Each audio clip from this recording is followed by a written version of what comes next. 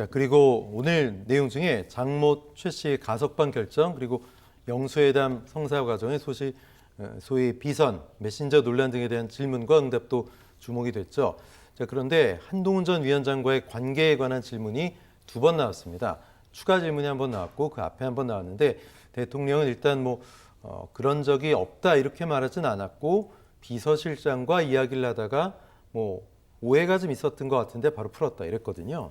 어떻게 보셨어요? 그러니까 질문에 대한 질문이 칼이라고 하고 답변이 방패라고 한다면 칼도 무뎠고 방패도 무뎠습니다. 예. 사실은 오해라고 하는 답변을 할 거라고는 전 생각을 못했습니다. 그런 일이 있었지만 사실은 그 뒤에 바로 잡았다거나 아니면 서로 합의하에 더 잘 무마돼서 지난 총선 과정에서 서로가 유기적인 협조가 잘 됐다 이런 식의 설명이었다면 모를까 단순히 사퇴 요구를 했느냐에 대해서는 이미 한동훈 당시 비대위원장이 사퇴 요구를 받았지만 내가 거부했다라고 공개적으로 확인해 준 바 있지 않습니까? 그렇죠. 그런데 이것을 대통령이 기자가 질문했는데 오해였다라고 해서 퉁 치고 지나가는 거 아니겠습니까? 저는 이 부분에 대해서는 대통령이 상당히 한동훈 위원장에 대한 감정이 좋지 않다라는 것을 짐작할 수 있을 뿐만 아니라 이 사건에 대해서 굉장히 진지하게 답변을 내놔야 된다라고 하는 생각도 하지 않고 있구나. 그런 점에서 미루어 보면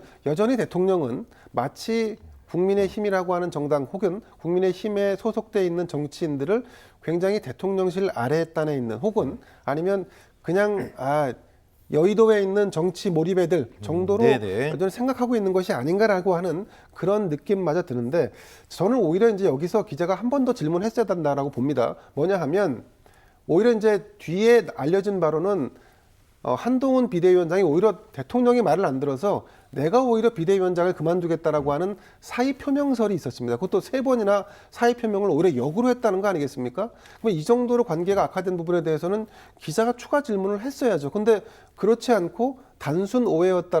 질문도 날카롭지 않았고 답변은 더더군다나 두리뭉실했고 그래서 저는 한편으로 드는 생각이 대통령만 용산이라고 하는 공간에 갇혀 있는 것이 아니라 대통령실을 출입하는 출입 기자단도 사실은 그 예리한 칼날이 무뎌진 채 용산이라고 하는 그 테두리 안에 약간은 좀 발을 담그면 젖어 있는 것이 아닌가라고 하는 느낌이 들었습니다. 자, 의정 갈등 문제에 대해서도 변함없는 입장을 거듭 밝혔습니다. 개혁하는 게 쉽진 않겠습니다만 국민들은 좀 다른 답을 듣고 싶지 않았을까요? 어떻게 보십니까? 그렇죠. 공동체 발전을 위해서 뻔히 보이는 정답이 있습니다. 하지만 그 정답으로 가기 위해서 넘어야 되고 희생해야 될 게 굉장히 많아요. 근데 그 희생이 국민의 목숨입니다. 지금 국민의 목숨을 담보로 의정 갈등이 벌어지고 있는데 언제까지 이것을 갈 건지 이 부분을 국민들이 매우 답답해하고 있어요. 최고책이 안 되면 차선책을 찾아야 됩니다. 그런데 이 차선책에 대해서조차도 지금 답이 안 보이는 상황이에요. 좀 보면은 국민은 언제까지 내가 아프지 않기만을 기도하고 있어야 됩니까? 큰 사고 안 나기를 기도하고 있어야 됩니까? 여기에 대해서 국민들은 매우 답답해하고 있고 거기에 대한 답을 듣고 싶어 했는데 오늘도 그 답을 주지 못했다. 좀 신방입니다.